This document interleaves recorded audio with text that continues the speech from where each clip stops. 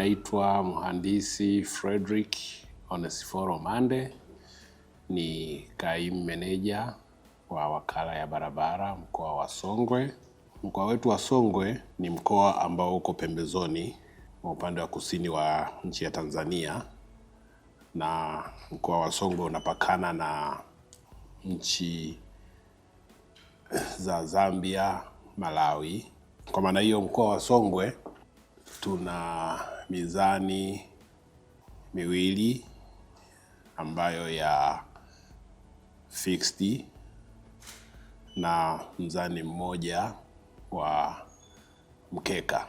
Mzani wa fixed uko eneo la Mpemba na mwingine uko eneo la Nkangamo, na ule mzani wa mkeka ambao wa kuhamishika uko katika eneo la Mpemba vile vile. Katika eneo la Mpemba, jinsi hiyo mizani miwili inavyofanya kazi, ule mzani wa kudumu ambao sio wa kuhamishika, wenyewe unapima magari kwa aina mbili.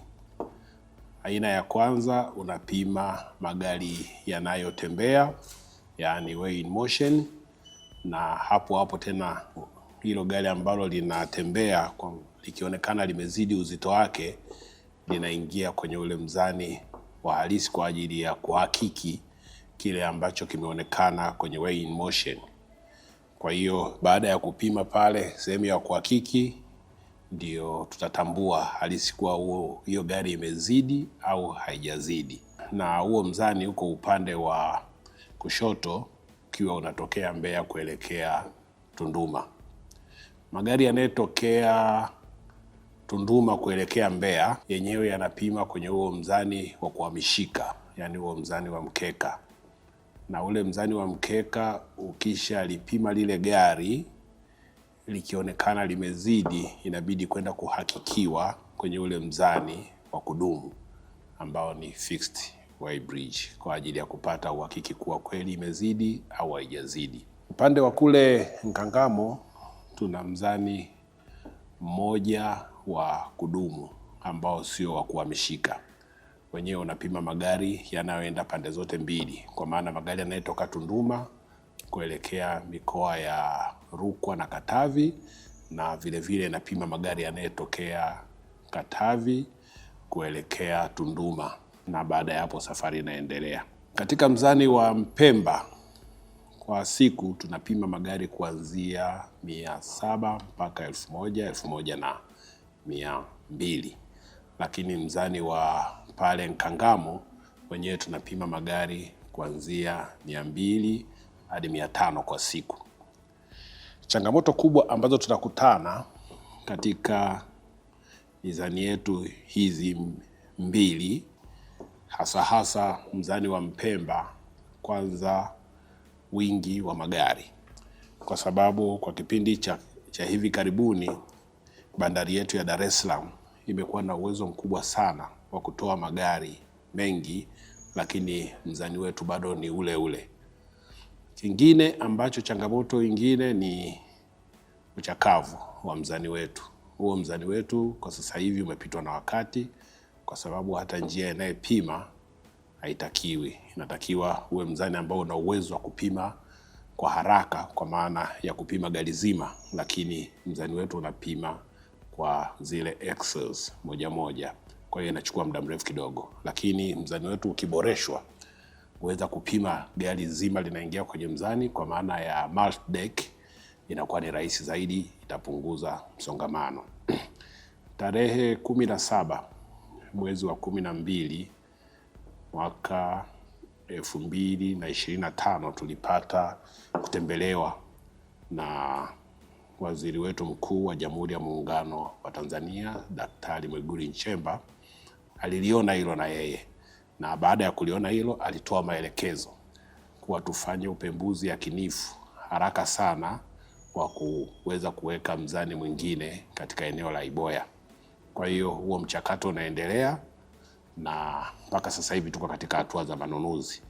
Mchakato huo ukikamilika au ujenzi sasa huo ukianza na kukamilika, utapunguza msongamano wa magari pale eneo la Mpemba, kwa maana tutalihamishia hilo eneo pale Iboya, ni mbali kidogo na eneo la Mpemba.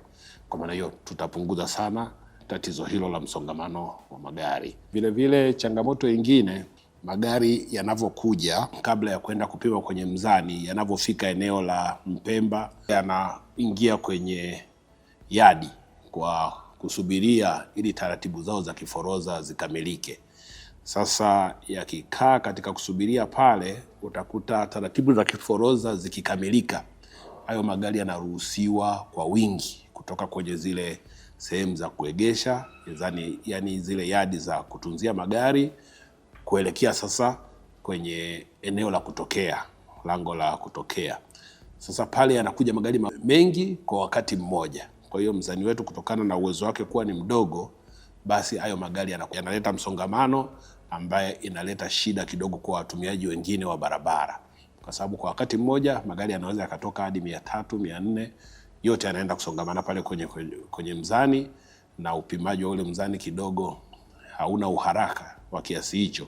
Kwa hiyo kidogo eneo lile linakuwaga na msongamano wa magari, lakini tunajitahidi sana kupambana na hiyo changamoto kwa kuongea na wenzetu wa usalama barabarani kuwa hata wanaporuhusu yale magari kutoka katika hizo yadi za maegesho waweze kuyaruhusu kwa mafungu machache. Wakifanya hivyo kidogo inasaidia na magari ule msongamano unapungua.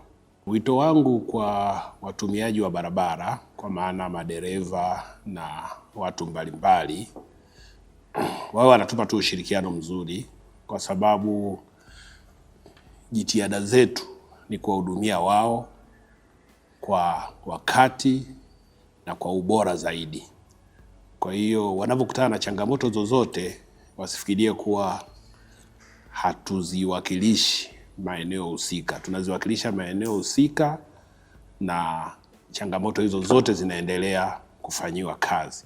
Kwa hiyo tu wanapofika maeneo ya mzani wanakuta magari ni mengi, wavumilie, kwa sababu ni kitu cha mpito tu. Ndio maana hata serikali yetu tayari imeshakuwa na mipango ya kutengeneza mzani mwingine kwa ajili ya kutatua changamoto hiyo ya msongamano wa magari katika eneo letu la Mpemba na mpaka hapo Iboya. Kwa hiyo nawasihi sana madereva, wanapokuta kuna changamoto zozote, wajue kuwa serikali imeshapata hizo taarifa na imeshaanza michakato hiyo ya kuboresha maeneo hayo. Shukrani tunapenda kuzipeleka kwa serikali yetu ya Tanzania, serikali sikivu, kwa sababu mara zote tunavyopata changamoto kwa kupitia wananchi, kwa kupitia madereva, na sisi tunavyozichukua zile na kuzipeleka kwa viongozi wetu wa serikali, wanazifanyia kazi kwa haraka sana na kutupa maelekezo. Kwa hiyo tunawashukuru sana wananchi, waendelee kutuelezea changamoto wanazokutana nazo wanapofika maeneo ya mizani zetu, ili na sisi tuweze kuzijua na kuzipeleka mahali panapohusika. Asanteni sana.